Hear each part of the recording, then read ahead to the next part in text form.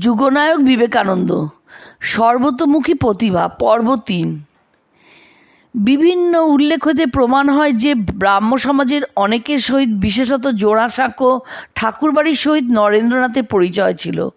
ধর্মক্ষেত্রে তিনি মহর্ষি নিকট শিক্ষার্থীরূপে উপস্থিত হইয়াছিলেন, কিন্তু ব্যক্তিগত পরিচয় ঘটিলেও আদি সমাজের সহিত ঘনিষ্ঠতার কোনো প্রমাণ নাই। কেশবচন্দ্রের সহিত তার ব্যক্তিগত পরিচয় ছিল।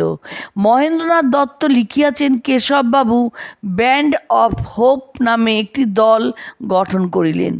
নরেন্দ্রনাথ সেই ব্যান্ড অফ হোপ বা আশার দলে নাম লিখাইয়াছিলেন।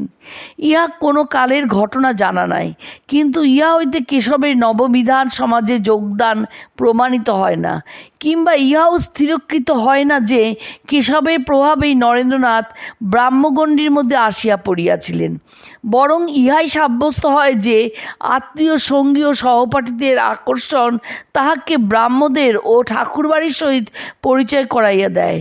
নলিনী কুমার ভদ্র মহোদয়ের মত মানিয়া লইয়া যদি বলি যে নরেন্দ্র 1879 খ্রিস্টাব্দ হইতেই আদি সমাজে যাতায়াত করিতে থাকেন এবং এইরূপে ওই সমাজের সহিত তার যোগসূত্র স্থাপিত হয়, তথাপি তিনি তখন প্রবেশিকা পরীক্ষার জন্য এতই ব্যস্ত ছিলেন যে সে যাতায়াত তেমন ঘন ঘন ছিল না নিশ্চয়। অবনীন্দ্রনাথ ঠাকুর অবশ্য কলেজে পাঠকালে যাতায়াতের কথাই লিখিয়াছিলেন। ইতঃপূর্বে 1878 খ্রিস্টাব্দে শিবনাথ শাস্ত্রী ও বিজয়কৃষ্ণ গোস্বামীর নেতৃত্বে সাধারণ ব্রাহ্ম সমাজ স্থাপিত হইয়া গিয়াছে। অতএব রায়পুর হইতে ফিরিয়া প্রবেশিকা পরীক্ষা সমাপন্তে প্রারম্ভ যৌবন নরেন্দ্রনাথের মনে যখন ধর্ম জিজ্ঞাসা প্রবলভাবে উত্থিত হইয়াছে, তখন তিনি ব্রাহ্ম সমাজের অপর শাখাদ্বয় অপেক্ষা সাধারণ ব্রাহ্ম সমাজেরই প্রতি অধিক আকৃষ্ট হইয়া পড়েন। তিনি সেখানে নিয়মিতভাবে যাইতেন, প্রার্থনাকালে সঙ্গীতের দলে যোগদান করিতেন এবং আনুষ্ঠানিকভাবে রেজিস্ট্রিতে নাম লিখাইয়াছিলেন। তিনি কেশবচন্দ্রের নেতৃত্ব স্বীকার করিয়াছিলেন এইরূপ কোনো প্রমাণ নাই, বরং পরবর্তীকালে তিনি এক পত্রে লিখিয়াছিলেন, চন্দ্রসেন ও মজুমদার সরল পথে চলেন নাই, ইহাদের সহিত তার ঘনিষ্ঠ সম্বন্ধ ঘটে নাই। তিনি শিবনাথ শাস্ত্রী মহাশয় অনুরক্ত ছিলেন, যদিও ইহারও সহিত তার সম্পূর্ণ মতের মিল ছিল না। চন্দ্রসেনের প্রতি এই কটাক্ষের জন্য সম্ভবত কোচবিহার বিবাহ দায়ী ছিল। অবশ্য 1883 খ্রিস্টাব্দের 25শে জানুয়ারি কেশবের সমাজে যখন ত্রৈলোক্যনাথ সান্যাল প্রণীত নববৃন্দাবন নাটক অভিনীত হয়, তখন নরেন্দ্রনাথ আমন্ত্রণ পাইয়াই অভেদানন্দের মতান্তরে ঋত্বিকের ভূমিকায় অবতীর্ণ হন। তবু ইহাতেও নববিধানের সহিত ঘনিষ্ঠতা প্রমাণিত হয় না, কারণ গায়কের অভাব মিটাইবার জন্য সুগায়ক নরেন্দ্রনাথ নববিধানের অনুরোধে ওই যোগীর ভূমিকা গ্রহণ করেন। এই ঘটনার উল্লেখ করিয়া অথচ কেশব যে এই অভিনয়ে প্রধান ভূমিকায় প্রহরী বাবা রূপে নামিয়াছিলেন, তাহা চাপিয়া গিয়া পরবর্তীকালে প্রতাপচন্দ্র মজুমদার মহাশয়ের লেখনী মুখে এইরূপ ইঙ্গিত প্রকাশিত হয় যেন আমোদপ্রিয় নরেন্দ্রনাথ হালকা মনে থিয়েটার করিয়াই বেড়াইতেন। আবার ইঙ্গিত করিয়াতে যাইয়া মজুমদার মহাশয় ইহাও বলিয়াছিলেন যে ওই একটিমাত্র অভিনয়ের কাল ব্যতীত অন্য কোনো প্রকারে নরেন্দ্রনাথের সহিত তাহার মিলন ঘটে নাই। যদিও ইহা মিথ্যা, কেননা স্বামীজির মতে তাহাদের উভয়ের মধ্যে পূর্বেই বন্ধুত্ব প্রতিষ্ঠিত হইয়াছিল এবং তদানীন্তন ব্রাহ্ম সমাজে সুকণ্ঠ নরেন্দ্রনাথ সুপরিচিত ছিলেন বলিয়াই সাধারণ ব্রাহ্ম সমাজ হইতে তাহাকে নববিধানে ডাকিয়া আনা হইয়াছিল। যা হোক, এইসব অবান্তর বিষয়ে আলোচনা স্থান ইহা নহে। আমরা নরেন্দ্রনাথের আধ্যাত্মিক জীবনের সহিত পরিচিত হইতেই অগ্রসর হইয়াছি, ঈর্ষাপরায়ণ নিন্দুকের স্বরূপ নিরাবরণ করিতে নহে।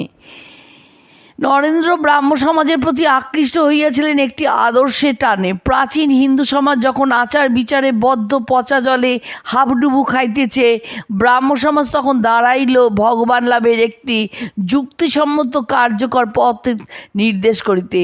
আচার মাত্রে সীমিত না থাকিয়া সমাজের দৃষ্টি আকৃষ্ট হইল নৈতিকতা, নিয়মিত সাধ্যায়, ভজন, প্রার্থনা ইত্যাদির প্রতি। পুরোহিতের মধ্যস্থতার পরিবর্তে মানুষকে উৎসাহিত করা হইল সাক্ষাৎভাবে ভগবানকে ডাকিতে। আবার ব্যক্তিগত চেষ্টার পরিপূর্তি মুক্তিকল্পে ভদ্র সমাজের উপযুক্ত সমবেত প্রার্থনা ভজন ও উৎসবাদির ব্যবস্থা হইল। শাস্ত্রে দোহাই না দিয়া যুক্তিকে প্রাধান্য দেওয়া হইল। গুরুবাদ, অবতারবাদ ইত্যাদি এ ধর্মে স্থান পাইল না। সামাজিক যেসব কুরীতির ফলে ভারতীয় সমাজ বহির্জগতে পশ্চাৎপদ, উপহাস্যাস্পদ বা অবহেলিত হইতেছিল, ব্রাহ্ম সমাজ, বিশেষত সাধারণ ব্রাহ্ম সমাজ তাহার বিরুদ্ধে যুদ্ধ ঘোষণা করিল। বাল্যবিবাহ নিরোধ, স্ত্রী স্বাধীনতা, জাতি বিভাগের উচ্ছেদ ইত্যাদি সমাজ সংস্কারের ব্যাপারে একদল লোক বেশ মাতিয়া উঠিলেন। আদর্শবাদী যুবকচিত্ত এই প্রকার সক্রিয় চেষ্টায় প্রগতিবাদে সত্যই আকৃষ্ট হয়, কিন্তু ওই সমাজের অন্তর্ভুক্ত হইয়াও নরেন্দ্রের মনে একটা অভাববোধ থাকিয়াই গেল। তিনি চাহিতেন আধ্যাত্মিক অনুভূতি, ঈশ্বর লাভ।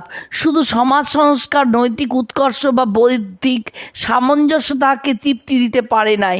এমনকি সমবেত প্রার্থনা, সঙ্গীত প্রভৃতিও তাহার প্রাণের ক্ষুধা মিটাইতে পারে নাই। নরেন্দ্রনাথের এই কালের আকুতির পরিচয় পাই আমরা আচার্য ব্রজেন্দ্রনাথ শীলের লেখনী মুখে। আমরা তাহার লেখার যে সুদীর্ঘ উদ্ধৃতি দিতেছি, তা হইতে পাঠক দেখিতে পাইবেন নরেন্দ্রনাথ বাল্যকালে যেমন যৌবনেও তেমনি বিধি নির্দিষ্ট স্বতন্ত্র পথেই অগ্রসর হইতেছিলেন। পারিপার্শ্বিক প্রভাব হইতেই তিনি সম্পূর্ণ মুক্ত না থাকিলেও তাহার গতিপথ উহা দ্বারা কখনো রুদ্ধ বা পরিবর্তিত হয় নাই। শুধু তাহাই নয়, ব্রজেন্দ্রনাথ শীলের মতো একজন যুক্তিবাদী ও মনীষী সম্পন্ন ব্যক্তি তাহার বৌদ্ধিক বা হার্দিক স্বাতন্ত্র্যকে ব্যাহত করিতে পারেন নাই। সত্য বটে, শীল মহাশয় স্বীয় আংশিক সাফল্যের কথা উল্লেখ করিয়াছেন, কিন্তু আমাদের মনে হয় শীল মহাশয় সে সাফল্য নরেন্দ্রের দৃষ্টিতে তেমন দূরপ্রসারী হইলেও তিনি পরবর্তী জীবনে কখনো না কখনো তাহা স্বীকার করিতেন। স্বামীজির স্বভাবই ছিল এইরূপ যে সামান্য উপকারকে তিনি বড় করিয়া দেখিতেন এবং বাড়াইয়া বলিতেন, অথচ সত্যবাদী সদাকৃতজ্ঞ স্বামীজির বাণী রচনাতে শীল মহাশয়ের উল্লেখ মাত্র নাই। শীল মহাশয়ের সহিত তাহার আদান প্রদান সতীর্থদের আলাপ আলোচনার ঊর্ধ্বে উঠিয়াছিল বলিয়া মনে হয় না। শীল মহাশয় নরেন্দ্রনাথকে দর্শন গ্রন্থ শেলীর কাব্যের সহিত পরিচয় করিয়া দেওয়ার কথা বলিয়াছেন। ইহা সত্য বলিয়া ধরিয়া লইলেও শীল মহাশয় নিজেই স্বীকার করিয়াছেন যে এইসব গ্রন্থ পাঠ করিয়া স্বামীজি তাহার মৌলিক সমস্যার সমাধান পান নাই। যাহা হোক, ব্রজেন্দ্রনাথের বক্তব্য এই 1881 খ্রিস্টাব্দে বিবেকানন্দের সঙ্গে যখন আমার প্রথম সাক্ষাৎ হলো, তখন আমরা দুজনেই জেনারেল অ্যাসেম্বলিজ কলেজের পণ্ডিত, দার্শনিক ও কবি উইলিয়াম হেস্টির ছাত্র। বিবেকানন্দ আমার অপেক্ষা বয়সে কিছু বড় হলেও আমি তার এক ক্লাস উপরে পড়তাম।